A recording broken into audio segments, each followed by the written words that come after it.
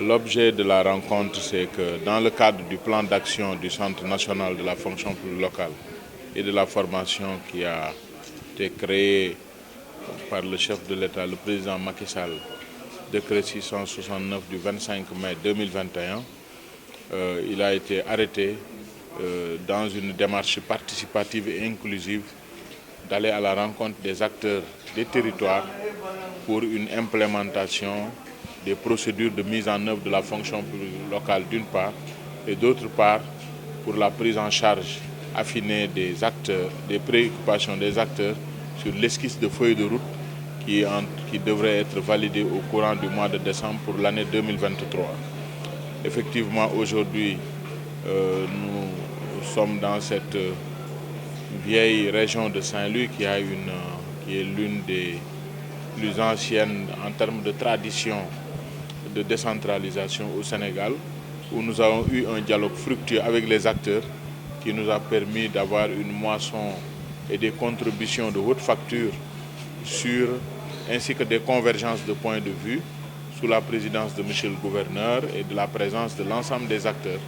qui nous a permis en tout cas d'être très optimistes par rapport à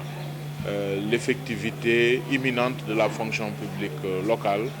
dans sa phase de consolidation. Je dois rappeler que la loi a été votée en 2011. Ça fait quand même plus de 10 ans que cette loi est votée. Mais compte tenu de la complexité de la chose et de la présence de plusieurs acteurs à plusieurs échelons, c'est important que depuis ce nouveau virage et cette vieille doléance des acteurs de la décentralisation ainsi que des travailleurs des collectivités pour la mise en place d'une structure dédiée à la mise en œuvre de la fonction publique locale, associée aujourd'hui, selon la volonté de l'autorité, à la mise en œuvre de la stratégie nationale de la formation dans le secteur de la décentralisation. Nous avons tous les outils aujourd'hui pour passer effectivement dans cette phase active et pour plus tard, une fois que cette situation de référence et ce passif